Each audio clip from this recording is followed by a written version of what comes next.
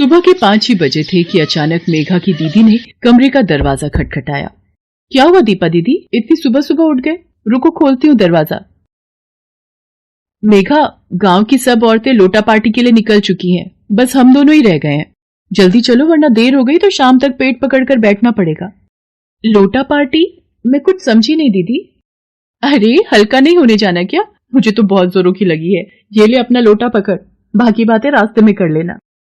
मेघा शहर में रहती थी। दीपा की शादी के बाद वो उससे मिलने गांव आई थी, पर वो यहाँ आकर कितनी बड़ी मुसीबत में फंसने जा रही है उसे ये अंदाजा भी नहीं था। मेघा हाथ में लोटा पकड़े दीपा के साथ जंगल की ओर चल पड़ती है। दीपा, ये कौन लड़की है तेरे साथ? चाची, ये मेरी बहन है, शहर में रहती है, कल रात ही गाँव आई है। अच्छा ठीक है, इसे समझा दे कि अच्छे से हल्की हो लेगी, नहीं तो शाम तक इसे खाने पीने में परेशानी होगी। अब बहन के घर आई है, यहाँ अच्छे से निपट लेगी तो आराम से बहन के हाथों की पूरी पकवान खा पाएगी। मैं तो यहीं बैठ जाती हूँ, ये जगह साफ है। दीदी, ये सब औरतें खुले में शौच कर रही हैं, ये लोग अपने घरों में शौच क्यों नहीं जाती? गांव के घरों में शौचालय नहीं होता। हम सब गांव की औरतें सुबह शाम लोटा पार्टी के लिए ही जंगल आती हैं। तू मेरे साथ घर चल, मैं तुझे समझाती हूँ। मेघा दीपा के साथ घर आ जाती है। देख दीपा, ये गांव है, यहाँ के लोग इतने पढ़े लिखे और पैसे वाले नहीं हैं जो घरों में शौचालय बना सके, इसलिए हमें भी इनके हिसाब से ही चलना पड़ेगा। दीदी, जीजा जी आपको यहाँ गांव में छोड़कर शहर में रह रहे हैं, वो वहाँ पर नौकरी करते हैं, वो आपकी इस परेशानी को क्यों नहीं समझते? क्यों नहीं आपको यहाँ पर घर में शौचालय बनवा कर दे देते? अरे तू छोड़ इन सब बातों को, और माँ बाबूजी के सामने ये बात बिल्कुल भी मत बोलना। मेघा इस बात से बहुत परेशान हो चुकी थी। अब वो गांव में रह रही थी तो मजबूरी में उसे भी लोटा पार्टी के लिए जाना ही पड़ता था। अचानक जीप में गांव के कुछ लड़के वहां से निकलते हैं। अरे भैया, बड़े सही टाइम पे शहर के लिए निकले, यहाँ तो लोटा पार्टी चल रही है। अरे निपट ली हो या हम मदद करें? अरे ठीक से दिखाई नहीं दे रहा, गाड़ी की लाइट जरा जंगल की ओर कर। सब मुंह ढक लो, ये गुंडे बदमाश जानबूझकर इसी समय यहाँ आते हैं ताकि हम औरतों को शौच करते हुए देख सके। औरतें शौच करते हुए शर्म से सहम जाती हैं।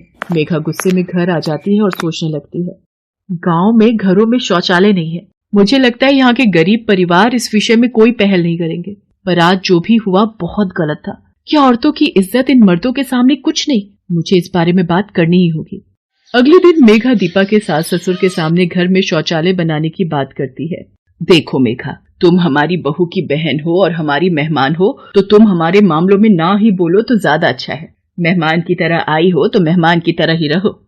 पर आज सुबह जो हुआ वो बहुत गलत था, आपने भी तो देखा था। देख लड़की, तो हमारी बहू की बहन है, इसलिए तेरा लिहाज कर रहे हैं। जिस आंगन में तुलसी का वास हो वहाँ पर शौच नहीं किया जाता। आ गई बात समझ में? घर की औरतें शौच के लिए खुले में ही जाएंगी, ये प्रथा नहीं बदलेगी। बहू इसे समझा दो कि अपनी मर्यादा में रहे, वरना शहर वापस चली जाए। मेघा कमरे में आकर वापस शहर जाने की तैयारी करने लगती है।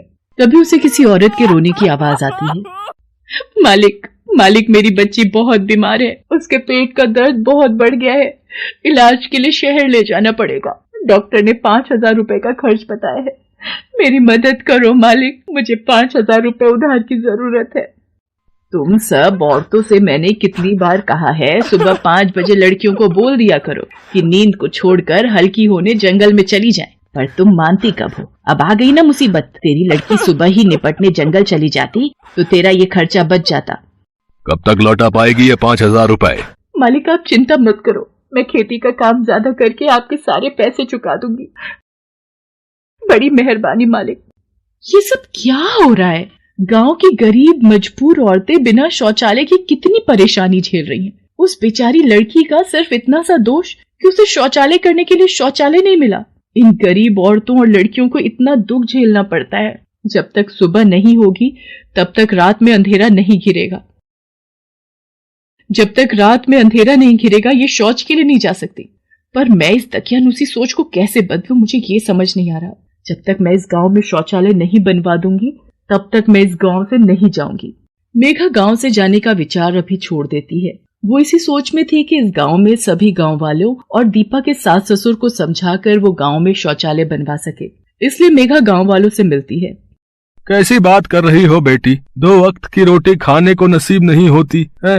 बड़ी मुश्किल से ये कच्चा कमरा तैयार किया है, अब शौचालय बनवा कर हम पैसा बर्बाद नहीं कर सकते। हमारी बहू बेटियां सुबह निपट आती हैं, जैसे गुजारा चल रहा है चलने दो। बेटी, हम औरतों का जन्म तो परेशानी झेलने के लिए ही हुआ है, और हम गुजारे लायक रोटी कमाने वाले गरीब मजदूर भला शौचालय कहाँ बनवा पाएंगे। यहाँ तो कोई भी शौचालय को लेकर गंभीर सोच नहीं रखता। अब मैं क्या करूँ? जीजा जी ने भी फोन पर साफ मना कर दिया है कि वो गांव में अपने पिताजी के मामले में कुछ नहीं बोलते।